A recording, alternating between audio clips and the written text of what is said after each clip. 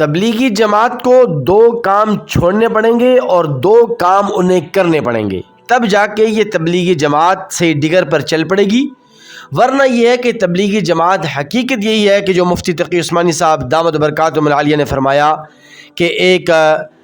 فرقے کی شکل اختیار کر جائے گی، بلکہ میں تو اس سے بڑھ کر ایک جملہ کہوں گا کہ شاید اللہ نہ کرے کہ فتنے کا شکار نہ ہو جائے۔ 2 کام چھوڑنے پڑیں گے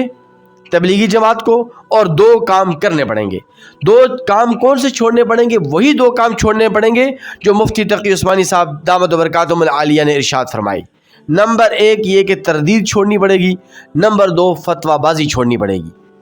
تبلیغی جماعت کے اصولوں میں یہ بات نہیں ہے کہ وہ کسی کی تردید کرے، تردید کی گنجائش تبلیغی جماعت کے اصولوں کے اندر نہیں ہے کہ آپ کسی کی تردید کریں، اور تبلیغی جماعت کے اصول کے خلاف ہے کہ آپ فتویٰ نویسی کریں، فتویٰ بازی کریں آپ اور فتویٰ دینا شروع کر دیں۔ اس لیے یہ 2 کام تو انہیں چھوڑنے پڑیں گے، کیونکہ تبلیغی جماعت جہاد کے اوپر بہت زیادہ رد کرتی ہے، اور ایسا لگتا ہے بسا اوقات ان کے بیانات سے، ان کی گفتگو سے ایسا تاثر سامنے آتا ہے کہ شاید یہ جہاد کے سرے سے منکر ہیں۔ اتنے سخت الفاظ کے اندر وہ جہاد کی تردید کر رہے ہیں اور اتنے سخت تاثرات ان کے سامنے آتے ہیں جہاد کے حوالے سے۔ تو جہاد کی تردید یہ آپ کے اصولوں کے خلاف ہے۔ آپ جس طرح اہل تشیع کی تردید نہیں کرتے، آپ قادیانیوں تک کی تردید نہیں کرتے، آپ جناب والا دیگر جتنے بھی فرقے ہیں ان کے خلاف آپ کوئی تردیدی بیان نہیں جاری کرتے، آپ ان پر رد نہیں کرتے، تو پھر آپ کو کیا حق پہنچتا ہے کہ آپ جہاد جیسے فریضے کو اور مقدس فریضے کو آپ جو ہے نا رد کریں اور اس کی تردید کریں آپ؟ اس لیے آپ کو اس حرکت سے باز آنا پڑے گا۔ اور دوسرا کام جو مفتی تقی عثمانی صاحب نے فرمایا کہ فتویٰ دینا یہ آپ کا کام نہیں، یہ علماء کا کام ہے، اور علماء بھی نہیں، مفتیان اعظام کا یہ کام ہے۔ یہ دارالافتاء کی طرف سے فتوے شائع ہوتے ہیں، عام عالم بھی فتویٰ نہیں دے سکتا، لیکن آپ کا 4 مہینے والا ساتھی،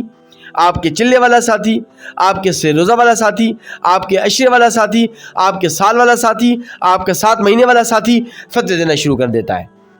اور 2 کام آپ کو کرنے پڑیں گے اگر آپ اپنی جماعت کو، اور تبلیغی جماعت آپ کی جماعت نہیں ہے، ہماری جماعت ہے، یہ ہمارے مسلک کی ترجمان ہے، یہ مسلک دیوبند کی سب سے بڑی ترجمان ہے اور سب سے بڑی جماعت ہے۔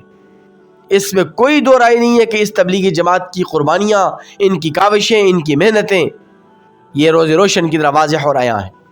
اور تبلیغی جماعت کے جو اصول اور قواعد اور ضوابط ہیں وہ بالکل عین قرآن اور حدیث کے مطابق ہیں، لیکن آپ نے ان اصولوں کو پامال کیا، جس کا نتیجہ یہ ہے کہ ابھی جو ہے نا آپ کی تبلیغی جماعت کے اوپر ہر ایک بندہ انگلی اٹھا رہا ہے، آپ کے طریقہ کار پر لوگ انگلی اٹھا رہے ہیں۔ تو اس لیے 2 کام آپ کو کرنے پڑیں گے،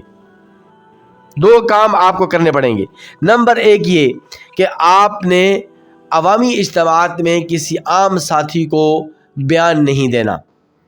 عوامی اجتماعات کے اندر عام آدمی کو آپ بیان کی اجازت نہ دیں، کوئی عالم ہی عوامی اجتماعات کے اندر بیان کرے، لیکن آپ کے 4 مہینے والا ساتھی بھی عوامی اجتماع میں بیان کرتا ہے، آپ کے سال والا ساتھی بھی عوامی اجتماع میں بیان کرتا ہے، جس کی وجہ سے مسائل پیدا ہوتے ہیں۔ اگر آپ کے لیے ممکن نہیں ہے تو پھر آپ یوں کریں کہ آپ کے 6 نمبر ہیں نا، آپ کے 6 نمبروں کا نصاب ہے، تو آپ ان 6 نمبروں پر مشتمل کتابچے چھوٹے چھوٹے آپ جو ہے نا چھپوائیں اور ان کو پرنٹ کروائیں، اور جو بھی جماعت جس بھی ملک میں جا رہی ہو، جو جماعت جس علاقے میں جا رہی ہو، اس کے امیر کو اس بات کا پابند کریں کہ ان 6 نمبروں کے علاوہ اور اس کتابچے سے ہٹ کر آپ نے کوئی بات نہیں کرنی ہے،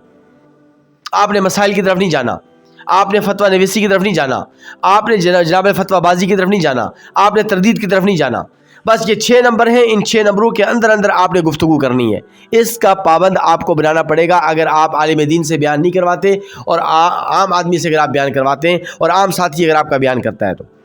یہ تو پہلا کام ہے کرنے والا۔ دوسرا کام جو کرنے والا وہ یہ کہ آپ اپنے معاملات درست کریں۔ دیکھیے، آپ جب سروزے عشرہ اور 40 دن اور 4 مہینے میں جب آپ ہوتے ہیں، 7 مہینے سال میں، تو آپ کے معاملات بھی درست ہوتے ہیں، آپ کے معمولات بھی درست ہوتے ہیں، آپ کی عبادات بھی درست ہوتی ہیں، آپ کی طاعات بھی درست ہوتی ہیں، آپ کی ساری چیزیں درست ہوتی ہیں، لیکن معاملات آپ کے بہت زیادہ خراب ہو جاتے ہیں۔ اس لیے کہ معاملات کے دین اسلام کا بنیادی اور اہم ترین شعبہ ہے۔ جس طرح عبادات، جس طرح معمولات، جس طرح فرائض دینیہ، جس طرح نماز، روزہ، زکوٰۃ، حج وغیرہ یہ اہمیت کے حامل ہے، تو اسی طرح جو معاملات ہیں یہ بھی اہمیت کے حامل ہیں۔ اس لیے معاملات اپنے درست کریں، تجارتی معاملات اپنے درست کریں، لین دین کے معاملات درست کریں، کیونکہ آپ کے معاملات کی وجہ سے بھی بسا اوقات لوگ بہت زیادہ تبلیغ جماعت سے اور اسی طرح دین سے بیزار ہو رہے ہیں اور بدزن ہو رہے ہیں۔ تو انشاءاللہ العزیز 2 کام جو چھوڑنے والے ہیں، جو مفتی تقی عثمانی صاحب نے آپ کو بتلائیں، وہ اگر آپ چھوڑ دیں، 2 کام جو میں نے آپ کی خدمت میں عرض کیے ہیں یہ آپ کرنا شروع کر دیں، انشاءاللہ ثم انشاءاللہ یہ تبلیغی جماعت پہلے سے زیادہ مؤثر ہوگی، اور اس تبلیغی جماعت کا انقلاب اور اس کی برکتیں، اس کی کاوشیں، اس کی قربانیاں زیادہ رنگ لائیں گی، اور انشاءاللہ العزیز ایک وقت آئے گا کہ اسی تبلیغی جماعت ہی کی برکت سے پوری دنیا کے اندر اسلامی انقلاب آئے گا۔